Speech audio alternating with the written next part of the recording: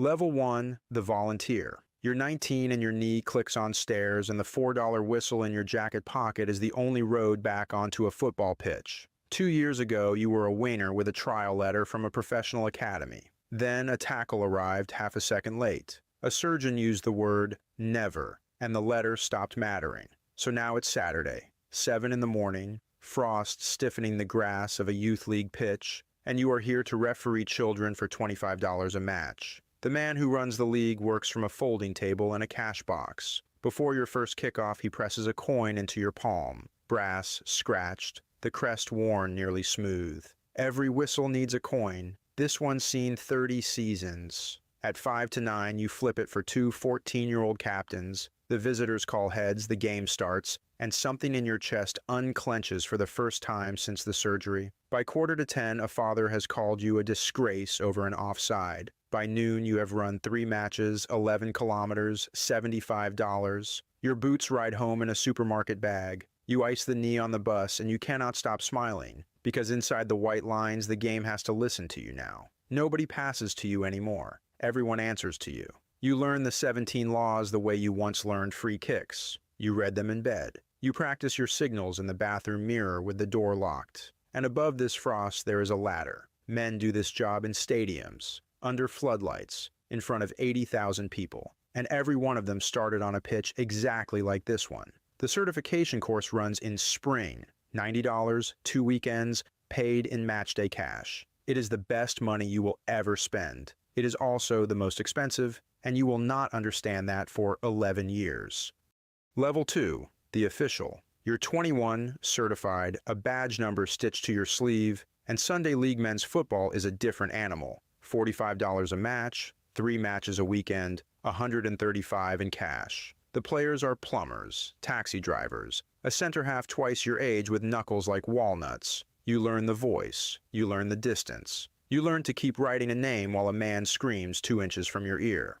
30 minutes into a cup tie, the home captain leaves the ball and puts his elbow through a jaw. You are 15 meters away with a perfect view. Red card. The pitch detonates. 10 minutes of shoving and threats about the car park. You hold the line, restart the game, and the strangest thing happens. It calms. The elbow was real, and every man on the pitch knew it. At the fence afterward stands a man with a clipboard and a Federation lanyard. Good call, don't smile about it. He marks you 8.1 out of 10. You will frame nothing in your life the way you frame that number in your head. The cost is quiet. Weekends stop existing. Friends stop asking. You referee Saturday, referee Sunday, ice the knee Monday, and call it temporary the way everyone on a ladder does. At the season dinner, they read out promotions to the regional list, and your name is 3rd of 3. Regional football has floodlights, paid linesmen, and men in faraway countries who bet on it. Tonight you only know about the floodlights.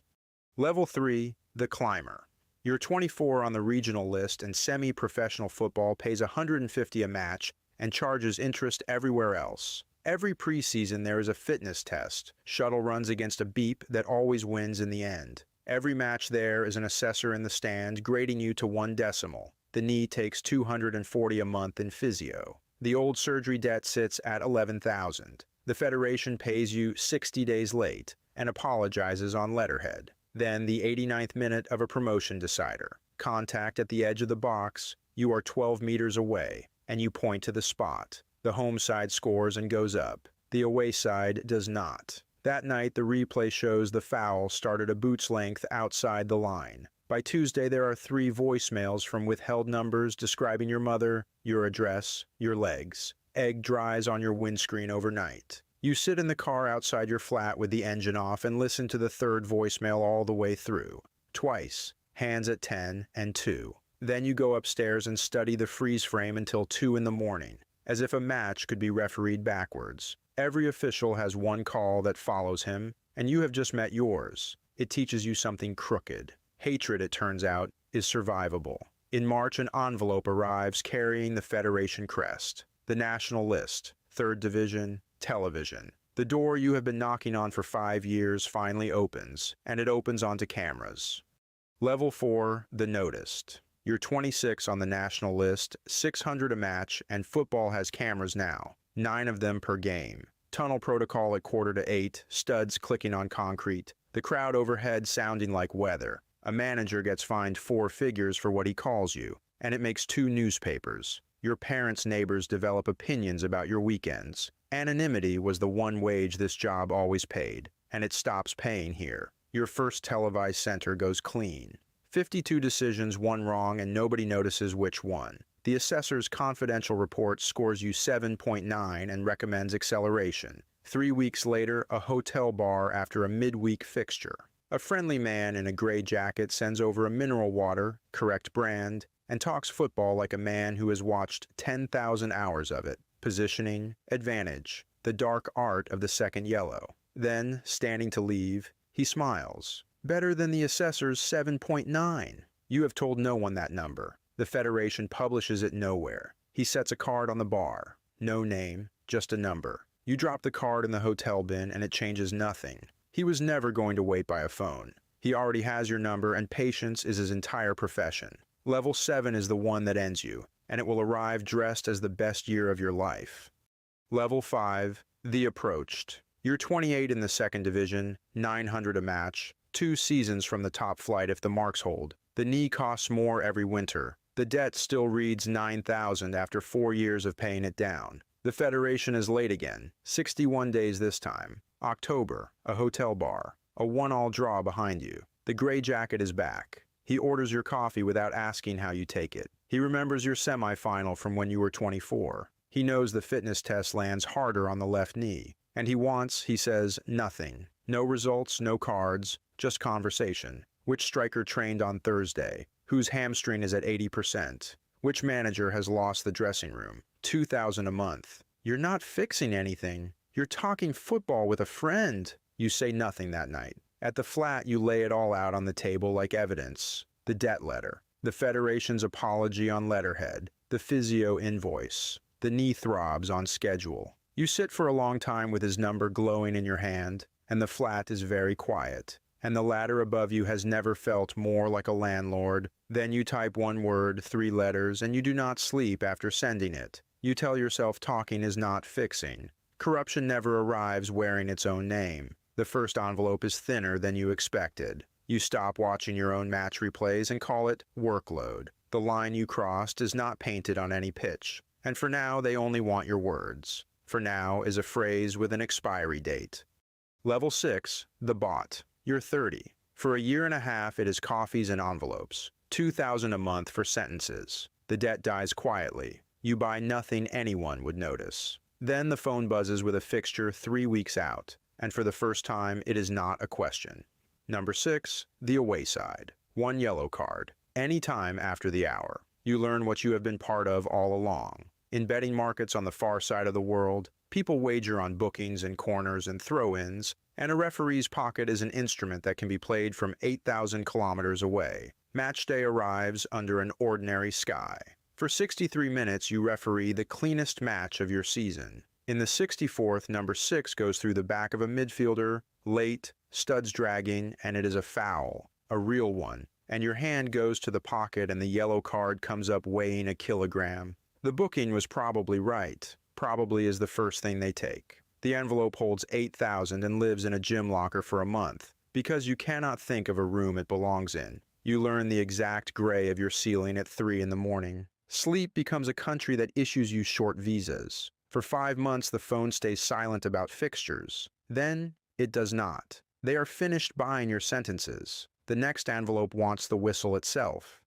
Level 7, the asset. You're 32 and it happens. Promotion to the top flight. 110,000 a year all-in charter flights. Your name in team sheets read by millions. The assessors rank you second in the country. By every measurement that can be printed, this is the best year of your life. So you try to leave. 1 meeting, you rehearse it on the drive. Keep the money, lose my number, it is over. The gray jacket listens politely and slides a phone across the table. Photographs of a gym locker, time-stamped. A recording of your own voice reading out a training report. Your voice sounds relaxed on it, which is the worst part. We're not asking. April brings a relegation 6-pointer and the instruction is a penalty for the home side if the game stays close. 78th minute, contact in the box, soft, the kind given somewhere every single week. You point. The screen checks you and the screen agrees because the screen only measures what touched what, never why you were looking there. $50,000 you cannot spend, a second phone your wife finds charging in your boot bag,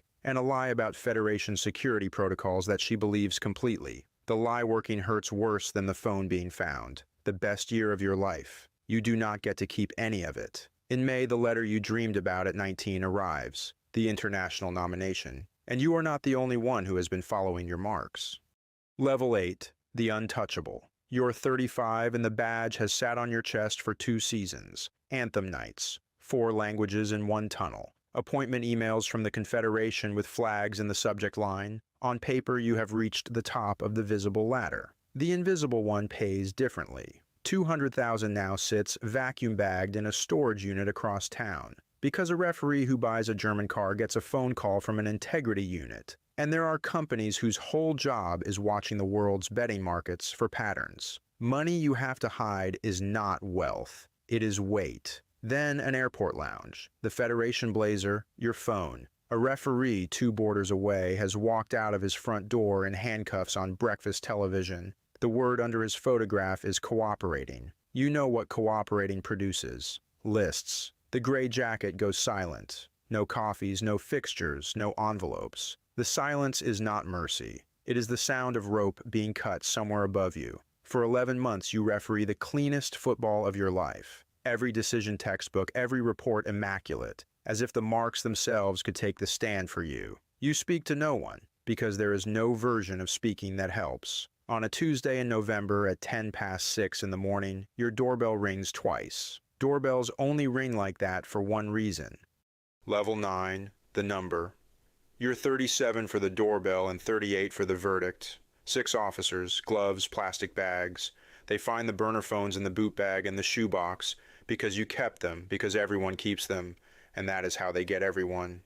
The storage unit is on page 2 of the warrant. 11 months later, a prosecutor reads 41 matches into the record, fixed or informed upon, and the reading takes 9 minutes. Your mother sits in the 3rd row and does not look away once, which is worse than if she had. 2 years and 8 months. Then the sentence that actually lands.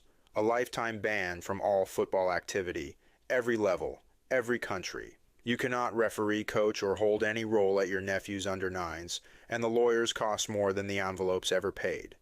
Here is the whole ladder once. It gave you 19 years inside the lines, 800 matches, the second best marks in the country, and nights when 80,000 people went silent on your whistle. It took your name, your sleep, the people who once waited up for you, and finally the game itself. The property office returns a sealed bag, keys, a dead watch, a brass coin with the crest worn smooth, 30 seasons plus you're 19. You set it on the kitchen table of the empty flat and you do not flip it. You already know how it landed. Somewhere tonight a 19-year-old is icing the knee that just ended his playing dream. In spring he will pay $90 for a certification course, and an old man at a folding table will press a coin into his palm and tell him every whistle needs one. And a few divisions above him, in a quiet hotel bar, a man in a gray jacket is learning a new name and a new coffee order. He wants the latter for all the right reasons. So did you.